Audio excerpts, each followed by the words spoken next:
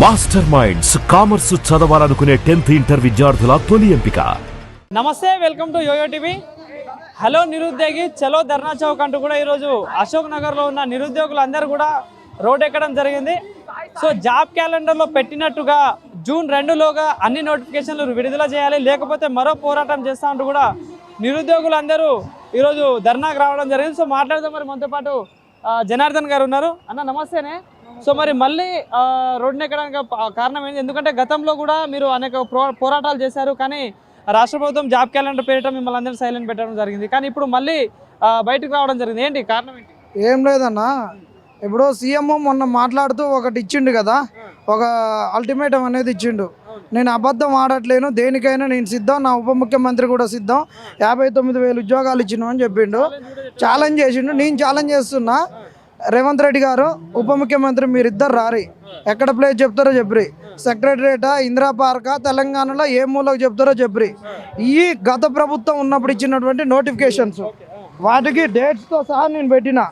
ఇప్పుడు ఓడొచ్చి పరీక్షలు పెట్టిండు అనేది కూడా ఇవి పెట్టిన. ఇవి వాళ్ళు వచ్చినాక ఇచ్చినటువంటి పరీక్షలు ఇవి వాళ్ళు ఇచ్చినాక వీళ్ళు వచ్చినాక ఇచ్చినటువంటి పరీక్షలు పెట్టి ఇచ్చిన ఇవి యాక్చువల్గా వాళ్ళు వచ్చి ఇచ్చినటువంటి ఎగ్జామ్స్ నోటిఫికేషన్స్. ఇవి అక్షరాలు గియ్యే వాళ్ళు వచ్చి ఇచ్చినాయి. మరి ఇవి ఈ 3 కార్డులలో ఉన్నాయి తప్పు అంటే మాత్రం నేను దేనికైనా సిద్ధం. రేవంత్ రెడ్డి గారు మీరు మాట్లాడుతున్నాయని ఒక అర్థం పర్థం లేని మాటలు. ఇక ఏదన్నా మాట్లాడితే పోయి ఒక వీప్ పగిలితే రియాజ్కి వీప్ పగిలితే నోటిఫికేషన్లు వస్తాయన్నందుకు 3 సెక్షన్లు పెట్టిండు. ఒకటి 10 సంవత్సరాలు, ఒకటి 3 సంవత్సరాలు, ఒకటి 3 సంవత్సరాలు. అంటే నన్ను 13 సంవత్సరాలు జైలు లేపించేటట్టు, శిక్ష పడేటట్టు అని 3 సెక్షన్లు పెట్టించిండు ఆయన. మరి దీనికి అబద్ధాలకు దీనికి ఎన్ని వేయాలి? 420 కేసు వేయాలన్నా వద్దా ఈయన మీద? మరి ఈ 420 కేసు ఎవరి మీద పడాలి? ఇంకొకటి, నోటిఫికేషన్లు రాగానే ముఖ్యం కాదు, మరి నోటిఫికేషన్లు వచ్చినాక పోరగాలు చదువుకున్నాక ఏ పుస్తకాలు ప్రామాణికం కూడా కావాలి కదా. మరి నువ్వు గ్రూప్ 1లోనే అతిపెద్ద పరీక్షకే నువ్వు ప్రిలిమ్స్కు తెలుగు ప్రామాణికం కాదు, వికీపీడియా ప్రామాణికం అన్నావు.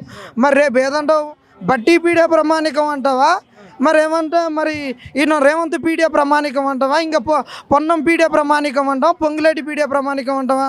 ఇప్పుడు ఒక్కొక్కళ్ళ పీడియాలు పెట్టుకుంటారు.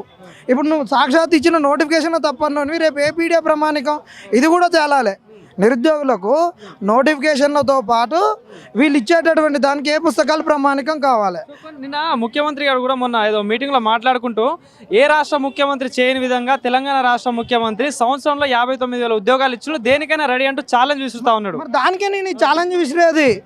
ఆయన ఇచ్చినే కాదు, ఇది గత ప్రభుత్వం ఉన్నప్పుడు ఈయన నువ్వు పరీక్షలు రాయకుర్రో మొర్రో అని పెట్టి ఈయన రాపిచ్చి ఈయన చెప్పిండు, పరీక్షలు రాయొద్దు, నేను వచ్చినాక ఎగ్జామ్లు పెడతా అని చెప్పేసి అప్పుడు ఎవరిని తోటి యూత్ డిక్లరేషన్ చేయించిండు.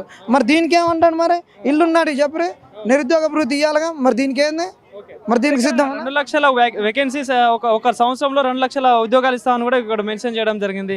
ఇంకా అనేక ఉన్నాయి. జాబ్ క్యాలెండర్ జూన్ 2 ఈయనకు వచ్చిన ఈయన ప్రమాణ స్వీకారం చేసిన 10 రోజులకే ఈయన గురువు ఉన్నాడుగా, ఈయన జోకేట, ఆయన ఆంధ్రజ్యోతి ఏబిఎన్, ఆయన చాలా మంచిగా చెప్పిండు. ఏమని చెప్పిండంటే, మీరు ఇట్లా ఉన్నారు, చాలా నిరుద్యోగులు ఎంత అంటే అంత ప్రెస్టేషన్లో ఉన్నారు, కాబట్టి మీకు అధికారాన్ని కట్టబెట్టిర్రు, ఈ అధికారాన్ని కట్టబెట్టిర్రు, మీరు చాలా కాపాడుకోవాలి దీన్ని అని చెప్పిండు. అప్పుడు చెప్పినప్పుడు వీళ్ళు ఏం చేసిర్రు తెలుసా? ఈయన నేను ఖచ్చితంగా నేను చేస్తా అది ఇదని మాట్లాడిండు. ఈయన మాట్లాడినప్పుడు ఈయన చెప్పినటువంటి 100% నేను మాట్లాడుతా అన్నాడు, 100% నేను చేస్తా అన్నాడు. అది చేస్తా అని చెప్పినాక ఇగో ఆయన మాట్లాడినట్టు వీడియో ఏబిఎన్ తోటి మాట్లాడింది. సమస్య ఏంటంటే ఇప్పుడు కాంగ్రెస్ ప్రభుత్వం మీద ఆశలు ఉన్నాయి. ముఖ్యంగా యూత్ ఫ్రస్ట్రేట్ అయిపోయింది, ఎందుకంటే employ so public service commission review అవ్వటం కానివ్వండి, లీకులు అవ్వటం, పాడు ఏదో ఒకటి మొత్తానికి దాన్ని ఈయన మీద మరి కేసు ఒకటేస్తాడు. ఈయన చెప్పింది అందుకే అంటున్నాం, ఫస్ట్ తప్పులు మాట్లాడిర్రు. 2 లక్షల ఉద్యోగాలు ఇవ్వాలి, 2 లక్షలలో వీళ్ళు ఇచ్చింది 12,000, 12,000లో 1,90,000 ఉద్యోగాలు ఎడిపోయినాయి తేలాలి. ఆ 90,000 ఇవ్వకుంటే మాత్రం 1,90,000 ఇవ్వకుండా ఊకునేది లేదు. ఇప్పుడు గ్రూప్ 1 కేసు అవన్నీ ఉన్నాయి కాబట్టి మేము ఇట్లా ఆగుతున్నాం. ఇది ఒకళ్ళిద్దరు కలిసి చేసేది, అందరం కలిసి ఇది వేరే తిరుగుంటుంది. ఇప్పుడు కూడా మేము అడ్వకేట్ దగ్గరికి పోయి వస్తున్నాం. వీళ్ళు ఇంకా వేరే వాళ్ళతోటి లోకల్ స్టాండ్ అని వాళ్ళతోటి వీళ్ళతోటి అన్ని పిటిషన్లు వేపిస్తుంటే చేసుకుంటూ వచ్చినాం. మొన్న కూడా మీ మీద కేసు పెట్టి మిమ్మల్ని అరెస్ట్ చేసిన పరిస్థితి, రాత్రికి రాత్రి వేసుకోపోయారు.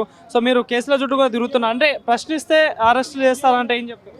ఇగో వీళ్ళకి ఏం లేదు ప్రశ్నిస్తే ఇలాంటి నేను ఏదున్నా ఆధారాలతో వస్తా కాబట్టి చాలా ఇగో ఇప్పుడు ఇంకొక ఆధారం తీసుకొచ్చిన ఈయనకు నిజంగా ఉంటే ఈయనకు కనుక నిజంగానే కనుక చేసేది ఉంటే మాత్రం ఇప్పుడు ఈయన చేయాలి. నేను ఇచ్చే ఆధారం ఇది చాలా బలమైనటువంటిది తెలుసా, ఎంత బలమైనటువంటి ఆధారం అంటే ఆషామాషి ఆధారం కాదు ఇది నేను ఇచ్చేటటువంటిది. ఇగో ఇది మనకు గ్రూప్ 2 నోటిఫికేషన్ వీళ్ళు ఇచ్చినటువంటి గ్రూప్ 2 నోటిఫికేషన్లో వాళ్ళు అంటే ఎస్సీ ఎస్టీలకు ఎన్ని వేకెన్సీస్ ఉన్నాయి ఏందని చెప్పినటువంటిది ఇది ఇచ్చిన నోటిఫికేషన్ అన్న. ఈ నోటిఫికేషన్లో ఎస్సీలకి బ్రేకప్ వేకెన్సీస్ ఇది చాలా ఇంపార్టెంట్, చాలా మంది తెలియదు. వీళ్ళు నన్ను ఎందుకు అరెస్టులు చేస్తారంటే ఇదే వీడు ఏదున్న ఆధారాలతో అన్ని తీస్తాడని. ఈ బ్రేకప్ వేకెన్సీస్ మొత్తం వేస్తే నేను జోన్ల ప్రకారం తీస్తే ఎస్సీలకు గ్రూప్ 2లో ఉన్నటువంటి వేకెన్సీస్ నెంబర్ ఆఫ్ వేకెన్సీస్ ఎన్నో తెలుసా, 136 పోస్టులు వచ్చినాయి. 136 పోస్టులు. ఈ 136 పోస్టులలో ఎస్సీలకు ఇప్పుడు వీళ్ళు ఇచ్చింది ఎన్నో తెలుసా, కేవలం 118 ఇచ్చిర్రు. ఇంకా 18 పోస్టులు ఎక్కడ పోయినాయని నేను అడుగుతున్నా. ఇప్పుడు నీకు ఇది చూపిస్తే ఇటు చేసినవి మొత్తం ఆధారాలతో సహా మేము వేసి పోసినటువంటివి. ఇది ఇగో ఎస్సీలకు వీడు ఇచ్చినటువంటి 1:1 ప్రకారము ఏదైతే సర్టిఫికేట్ వెరిఫికేషన్కి ఇచ్చిండో దాన్ని పెట్టి చేసినాం. ఎట్లా చేసినాం అంటే వీడు రిజల్ట్ ఇచ్చిండు, GRL ఇచ్చిండు. GRLలో ఉన్న వాళ్ళని అందరినీ ఒక ఎస్సీలను అందరినీ తీసుకున్నాం. ఒక్కడికి ఒక 30-50 వేల మంది వచ్చారు. దాంట్లో మళ్ళీ డిసెండింగ్ ఆర్డర్ ఇచ్చినాం. టాప్ మార్కులు ఉన్న వాళ్ళందరినీ చెక్ చేస్తే ఇందులో ఎస్సీలు ఉన్నటువంటి వాళ్ళు ఈ మొత్తం ఉన్న దాంట్లో 782 సంథింగ్ ఇచ్చిండు. 83కు ఒక 4 తక్కువ చేసిండు. 770 పైన ఉన్నాయి. దీంట్లో ఎస్సీలు ఇప్పుడు ఉన్నోళ్ళు 133 పోస్టులు 136 పోస్టులకు 118 మందే ఉన్నారు. ఈ 18 మంది ఎక్కడ పోయారని అడుగుతున్నాం. ఇది టెక్నికల్గా నా కాడ ఎవిడెన్స్ ఉంది. నువ్వు గ్రూప్ 1 అటెండెన్స్లో 16 మందిని ఎక్స్ట్రా తీసుకొచ్చినావు. ఈడ ఎస్సీలను 18 మందిని తక్కువ చేసినావు. ఎస్సీలో ఓపెన్లో కోడిపోలేదా? దీనికి ఆధారాలు ఇగో నువ్వు ఇచ్చినటువంటి దాంట్లో షార్ట్ లిస్టును కూడా అన్ని ఇచ్చినటువంటి బ్రేకప్ వేకెన్సీస్ కూడా ఇచ్చిన నేను. ఇది వీడు చేసినటువంటివి. ఈ తంతు మొత్తం నేను ఎక్స్పోజ్ చేస్తా. రేపు గ్రూప్ 1 కేసు కూడా గెలిచినాక వీళ్ళ భర్తం అనేది ఉంటుంది. జూన్లో భారీగా ఉంటుంది. మళ్ళీ రోడ్ ఎక్కాల్సిన అవసరం వచ్చిందన్న. ఇయ్యను ఉద్యోగాలు మొన్ననే అన్నాడు కానీ ఆయన ఇచ్చింది ఎంత ఇచ్చింది 12,000 పోస్టులకు. నేను ఇచ్చిన 90,000 పోస్టులు అన్నాడు. 59,000 ఉద్యోగాలు ఇచ్చిన దేనికైనా సిద్ధం అన్నాడు. ఆధారాలు చూపించి ఇక దానికే వచ్చినాం బయటికి. ఇయ్యని దానికి ఇచ్చినామని చెప్పి జాబ్ క్యాలెండర్ అనేది అప్పుడు కాంగ్రెస్ ప్రభుత్వం గొప్పగా చెప్పుకున్నది, అందరికీ జాబ్ క్యాలెండర్ ఇచ్చామని చెప్పేసి అనుకున్నాను. సో మరి జాబ్ క్యాలెండర్ ప్రకారం నోటిఫికేషన్లు వస్తున్నాయంటే రావట్లేవు కాబట్టికే కదా వచ్చింది. జాబ్ క్యాలెండర్ ప్రకారం రాని ఇచ్చినాం అని చెప్పినాడు కాబట్టి రోడ్డు మీదకి వచ్చినాం. సో ఇక్కడ నిరుద్యోగులందరూ కూడా చాలా మంది రావడం జరిగింది. సో కాంగ్రెస్ ప్రభుత్వం మేనిఫెస్టోలో పెట్టి మమ్మల్ని అప్పుడు ఓట్లు వేయించుకుంది, అధికారంలోకి వచ్చేసింది.